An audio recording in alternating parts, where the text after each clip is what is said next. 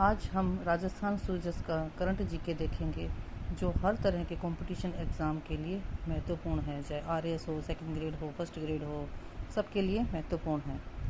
तो फरवरी की है ये राजस्थान सूरजस। इसमें हम कुछ योजनाएं देखते हैं, जैसे सामाजिक सुरक्षा पेंशन योजना। राज्य की सामाजिक सुरक्षा योजनाएं सुदृढ़ व्यवस्था की रीढ़ हैं। वर्तमान में लगभग 91.83 लाख लोग इन योजनाओं से जुड़े हुए हैं। मुख्यमंत्री श्री भजनलाल शर्मा के निर्देश पर राजस्थान न्यूनतम आय गारंटी अधिनियम के प्रावधानों की अनुपालना में राज्य सरकार ने सामाजिक सुरक्षा पेंशन राशि में वृद्धि करने का महत्वपूर्ण निर्णय लिया है। इसके तहत वृद्धावस्था, विधवा या एकल नारी, दिव्यांगजन तथा लघु एवं सीमांत कृषकों को दी जाने वाली मासिक पेंशन राशि 1250 रुपये से बढ़ाकर 1300 रुपये कर दी गई है। बढ़ी हुई पेंशन राशि 1 जनवरी 2026 से प्रभावी मानी जाएगी तथा फरवरी 2026 से देय होगी। छात्रवृत्ति योजना। उत्तर मैट्रिक छात्रवृत्ति योजना राज्य सरकार की सामाजिक न्याय के प्रति प्रतिबद्धता का सशक्त उदाहरण है। ये योजनाएं अनुसूचित जाति, अनुसूचित जनजाति, अन्य पिछड़ा एवं अति पिछड़ा वर्ग सहित वंचित समुदायों के विद्यार्थियों को आर्थिक संबल प्रदान कर उच्च शिक्षा की मुख्य धारा से जोड़ रही है। योजना के माध्यम से न केवल शिक्षा में निरंतरता सुनिश्चित हो रही है, बल्कि समाज के अंतिम पंक्ति में खड़े विद्यार्थियों के लिए समान अवसरों का मार्ग भी प्रशस्त हो रहा है। फिर है मुख्यमंत्री अनुप्रति कोचिंग योजना। मुख्यमंत्री अनुप्रति कोचिंग योजना राज्य सरकार की सामाजिक न्याय आधारित शिक्षा नीति का एक सशक्त स्तंभ है। यह योजना अनुसूचित जाति, अनुसूचित जनजाति, अन्य पिछड़ा वर्ग, अति पिछड़ा वर्ग, आर्थिक रूप से पिछड़ा वर्ग एवं अल्पसंख्यक वर्ग के प्रतिभावान युवाओं को राष्ट्रीय व राज्य स्तरीय प्रतियोगी परीक्षाओं जैसे सिविल सेवा, इंजीनियरिंग, मेडिकल, बैंकिंग, रेलवे एवं अन्य व्यावसायिक पाठ्यक्रमों की गुणवत्तापूर्ण कोचिंग उपलब्ध करा रही है। योजना के तहत चयनित अभ्यर्थियों को निःशुल्क कोचिंग के साथ आर्थिक सहायता प्रदान की जाती है, जिससे संसाधनों के अभाव में दबे प्रतिभाशाली युवाओं को आगे बढ़ने का ठोस अवसर मिल रहा है और सामाजिक समावेशन को नई दिशा मिल रही है। हर वर्ष प्रदेश के लगभग 30,000 छात्र छात्राएं इस योजना से लाभान्वित हो रहे हैं। फिर है देवनारायण योजना। जस्टिस चोपड़ा कमेटी की सिफारिशों के तहत में प्रारंभ की गई देवनारायण योजना ने अति पिछड़ा वर्ग के विकास की दिशा को संरचनात्मक रूप से बदल दिया है। प्रारंभ में 5 जिलों की 13 तहसीलों तक सीमित यह योजना संपूर्ण राजस्थान में लागू की गई, जिससे इसका लाभ व्यापक स्तर पर पहुंच सका। शिक्षा को केंद्र में रखकर संचालित इस योजना के अंतर्गत वर्ष 2025 में 395.68 करोड़ रुपए के बजट प्रावधान के मुकाबले दिसंबर 2025 तक 248 करोड़ रुपए से अधिक की राशि व्यय की जा चुकी है। उत्तर मैट्रिक और पूर्व मैट्रिक छात्रवृत्ति योजनाओं के माध्यम से 1 लाख से अधिक विद्यार्थियों को प्रत्यक्ष शैक्षणिक सहायता मिली, जबकि देवनारायण गुरुकुल योजना के तहत प्रतिष्ठित निजी विद्यालयों में प्रवेश दिलाकर प्रतिभावान विद्यार्थियों के लिए गुणवत्तापूर्ण शिक्षा की मजबूत नींव रखी गई। समग्र रूप से यह योजना अति पिछड़ा वर्ग के लिए केवल एक कल्याणकारी पहल नहीं, बल्कि सामाजिक न्याय और समान अवसर की प्रभावी नीति के रूप में स्थापित हुई है। फिर है शिक्षा आधारित योजनाएं। छात्रवृत्ति और छात्रावास योजनाएं वंचित वर्गों के लिए सामाजिक गतिशीलता का प्रमुख साधन बनकर उभरी हैं। प्री मैट्रिक एवं पोस्ट मैट्रिक छात्रवृत्तियों के माध्यम से विद्यार्थियों को शिक्षा की निरंतरता मिली है, जिससे पीढ़ीगत पिछड़ेपन को तोड़ने में मदद मिली है।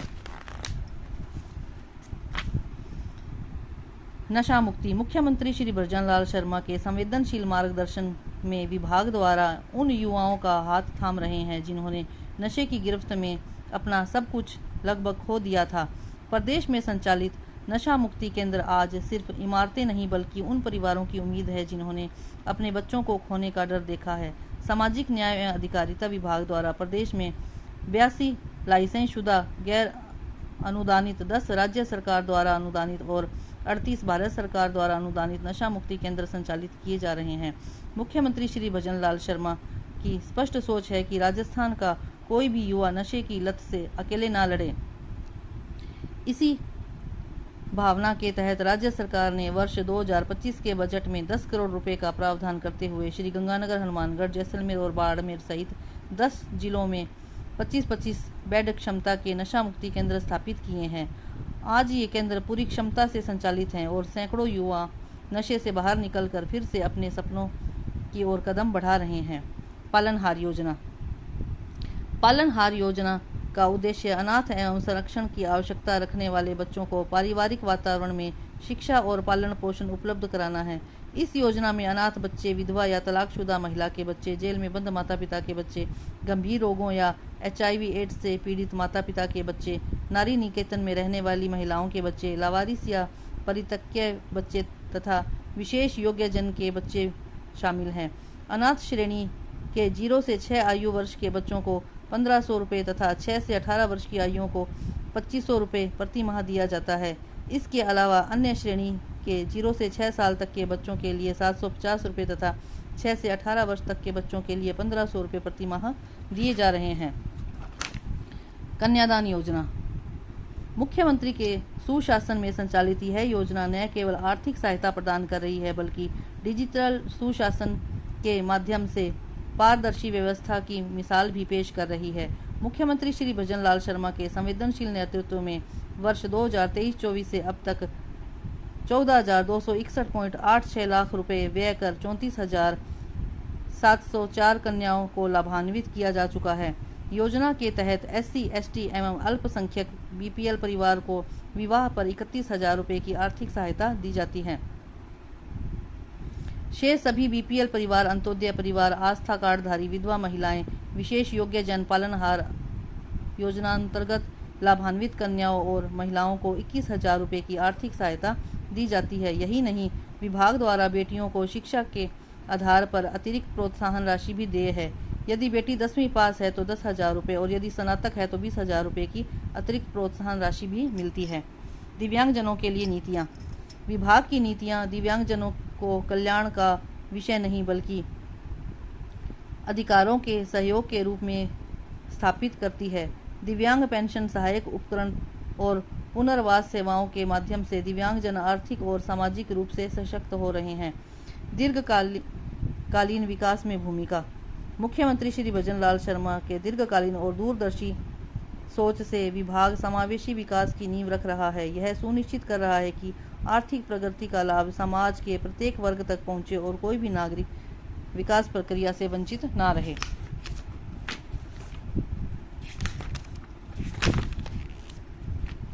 Alwar tiger international half marathon. Rajasthan में विकास और परिकल्पना अब केवल आधारभूत ढांचे और योजनाओं तक सीमित नहीं रही बल्कि यह जन स्वास्थ्य, पर्यावरण संरक्षण, युवा सशक्तिकरण और पर्यटन संवर्धन जैसे व्यापक आयामों को भी अपने साथ लेकर आगे बढ़ रही है। इसी दूरदर्शी सोच का सशक्त उदाहरण अलवर में आयोजित Alwar tiger international half marathon के रूप में सामने आया। मुख्यमंत्री श्री भजनलाल शर्मा के मुख्य आतिथ्य में आयोजित इस अंतर्राष्ट्रीय स्तर के आयोजन ने यह संदेश दिया कि राज्य सरकार स्वस्थ, जागरूक और सहभागी राजस्थान के निर्माण के लिए निरंतर प्रयासरत है। यह आयोजन खेल, सामाजिक चेतना और प्रकृति संरक्षण का साझा मंच बन गया है।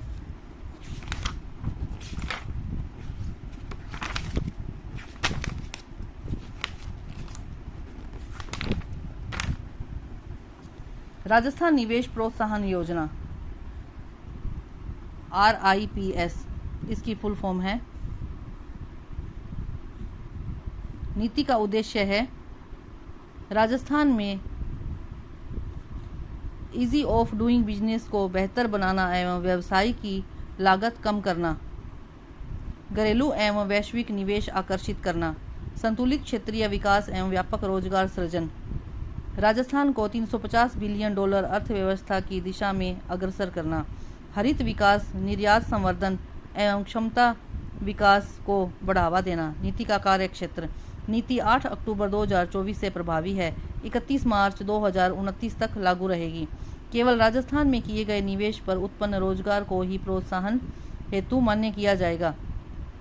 FPO, FPC किसान उत्पादक संगठन कंपनी भी इसके पात्र हैं। न्यूनतम 50 किसान सदस्य। अब है सुजस राजस्थान की 3 हस्तियों को पद्म श्री पुरस्कार।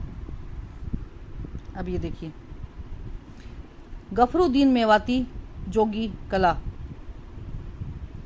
डींग जिले के गफरुद्दीन मेवाती जोगी राजस्थान की लोक कला को राष्ट्रीय तथा अंतर्राष्ट्रीय मंच पर पहचान दिलाने वाले प्रसिद्ध बपंग वादक हैं। वे पांडुंग का कड़ा जैसे पारंपरिक लोक गीतों के संरक्षक हैं और 2500 प्लस दोहों की स्मृति से प्रस्तुति देते हैं। बपंग डमरू के आकार का वाद्य होता है। इसके एक सिरे पर चमड़ा मढ़ा होता है जिसे कांख में दबाकर और डोर को खींचते हुए वादन किया जाता है। वादक लकड़ी के टुकड़े से इसे बजाकर अद्भुत ध्वनि उत्पन्न करता है। पांडुंग का कड़ा। सदियों से महाभारत के कई रोचक रूपांतरण देखने को मिलते रहते हैं। पांडवों का दोहा पांडुंग का कड़ा ऐसा ही एक रूपांतरण है। इसके कलाकार पहले दोहे का पाठ करते हैं और फिर धानी राग में गाते हुए उसका विस्तार से वर्णन करते हैं। तगाराम भील कला।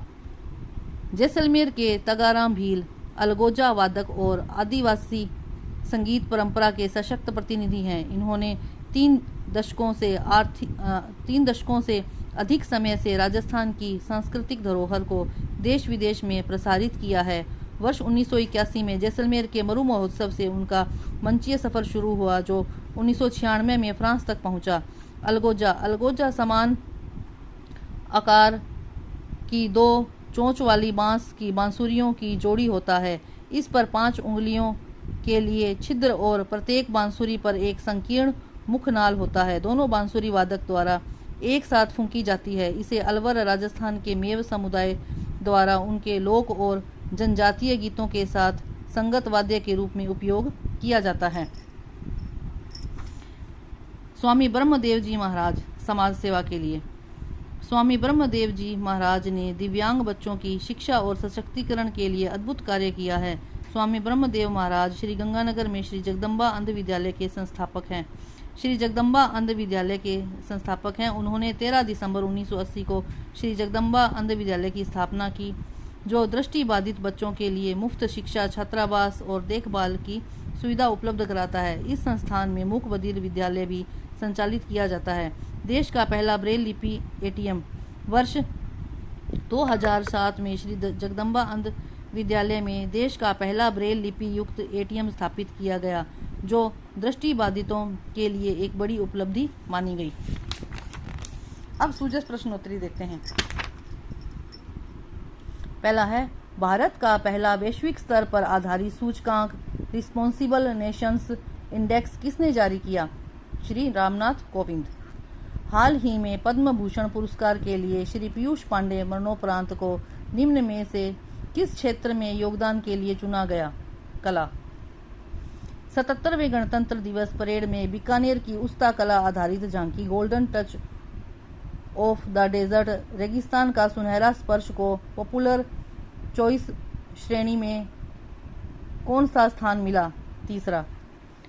भारतीय रेलवे और राजस्थान पर्यटन विकास निगम आरटीडीएस द्वारा संचालित भारत की पहली लग्जरी रेलगाड़ी पैलेस ऑन व्हील्स की शुरुआत किस वर्ष हुई? 1982 में।